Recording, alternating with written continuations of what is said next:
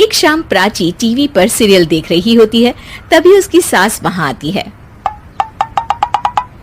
अरे सीरियल में तो ऐसे मग्न है जैसे आज रात का खाना पड़ोसी आकर बनाएंगे।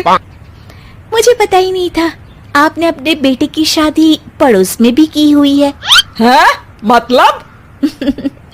मतलब इस घर में सारा काम बहू ही करती है, आप तो सिर्फ खर्राटे मारती हैं।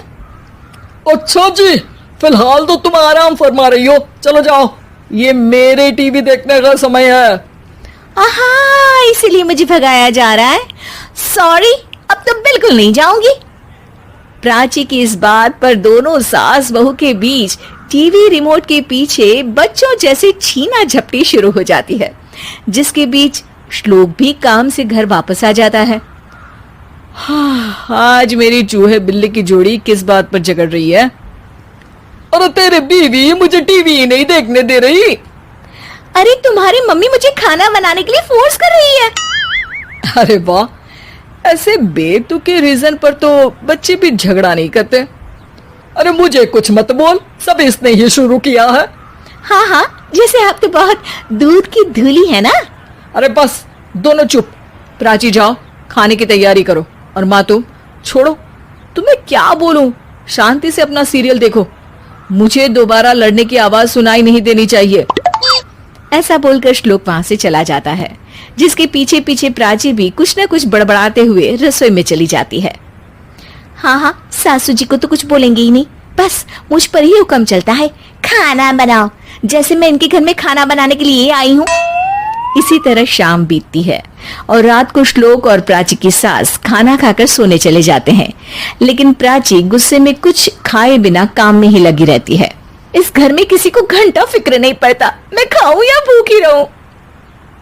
प्राची कुछ देर के लिए रसोई से बाहर जाती है और जैसे ही वापस आती है तो वहां दूध का भरा ग्लास देखकर हैरान रह जाती है। फिक्र पूरी है, बस दिखाना नहीं है। प्राची दूध पीकर सोने चली जाती है और अगली सुबह एक बार फिर सास बहू का कार्टून नेटवर्क स्टार्ट हो जाता है। ये तुमने ही किया है। अरे अजीब जबरदस्ती है, मैं बोल रही हूँ मैंने कुछ नहीं किया। दोनों ने मिलकर पूरे घर को पागल खाना बनाया हुआ है। यहाँ कोई नॉर्मल इंसान तो रह ही नहीं सकता, इसीलिए अब पड़ोसी क्या रिश्तेदार भी घर आने से कतराते हैं।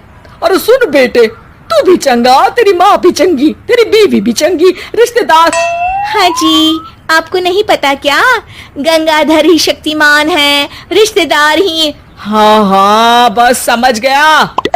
कभी जानवरों जैसे लड़ेंगी तो कभी जुगलबंदी करेंगी। भाई मैं आप दोनों के बीच में नहीं फंसना चाहता। सास बहू की इस मनमौजी जोड़ी से परेशान होकर श्लोक अपना सिर खुजलाता वहां से चला जाता है। चलो अब मैं भी कीर्तन में जा रही हूँ। इस पर जैसे ही सास कमरे में अपना पर्स लेने जाती है तो वहां नाश्ते की प्लेट रखी देख मुस्कुराने लगती है और नाश्ता करके घर से बाहर निकलते हुए कुछ पैसे टेबल पर रख जाती है, जिसके कुछ देर बाद सिलेंडर वाला घर आता है। ओ मुरी मैया, मैं सिलेंडर के बारे में तो बिल्कुल भूल ही गई थी। घर खर्च के सारे पैसे भी मम्मी के पास है और श्लोक से बोला तो उल्टा 4 बात सुनाएंगे। प्राची ये सोच ही रही होती है कि अचानक उसका चेहरा चमक उठता है और वो घर में आकर इधर उधर देखने लगती है। तभी उसकी नजर टेबल पर रखे पैसों पर पड़ती है, जिन्हें वो सिलेंडर वाले को दे देती है। ये सब श्लोक देख लेता है। अच्छा बेटे, इतना बड़ा घोटाला, सबके सामने मैं तेरी दुश्मन और पीठ पीछे तेरी मेरी यारी। इस पर श्लोक एक प्लान बनाता है और शाम को सब एक साथ बैठे होने पर बोलने लगता है। माँ, तुम दोनों की बहुत लड़ाई होती है, इसलिए मैं सोच रहा हूँ कि प्राची को उसके घर छोड़ाऊं, इससे वो भी खुश रहेगी और तुम भी। अचानक श्लोक की ये बात सुनकर सास बहू शौक से उसकी तरफ देखती हैं। अरे ऐसे कैसे घर छोड़ाओगे, मुझे कहीं नहीं जाना। अरे तुमने बोला नहीं पर मैंने सुन लिया, तुम्हें मम्मी के साथ रहना अच्छा नहीं लगता, मुझे पता है। अरे वो अरे, जब बहू खुद कुछ काम बोले तो वो तुझे सुनता नहीं, और अब जो इसने बोला ही नहीं वो तू समझ गया। जब उसे नहीं जाना तो फिर जबरदस्ती क्यों कर रहा है? अच्छा, फिर आपको मौसी के घर छोड़ाता हूँ, बस अब आप दोनों एक घर में एक छत के नीचे नहीं रह सकती। मैं इस टॉम एंड जेरी की जोड़ी को और नहीं झेल सकता। है? ऐसे कैसे नहीं रह सकते? तुम्हें इतनी दिक्कत है तो तुम्हारा बोरिया बिस्तर पैक कर देती हूँ, लेकिन मम्मी जी कहीं नहीं जाएंगी। बिल्कुल यही सुनना था मुझे। अगर दोनों में इतना ही प्यार है फिर हर वक्त ये लड़ाई का नाटक क्यों करती हो? देखा मैंने कैसे माँ किचन में दूध रखती है और तुम उनके लिए कमरे में नाश्ता रखती हो, और कैसे वो पहले ही तुम्हारी दिक्कत समझकर घर में पैसे रखकर बाहर जाती है। अरे भाई, इतना ड्रामा तो डेली सोप में भी नहीं होता जितना तुम दोनों ने इस घर में फैलाया हुआ है।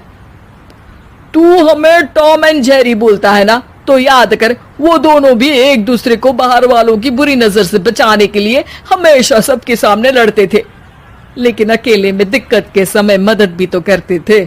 बस हमारा रिश्ता भी कुछ ऐसा ही है। और वैसे भी अगर सास बहू में तू मैं नहीं होती तो दुनिया वालों को कहानियां कैसे मिलेंगी?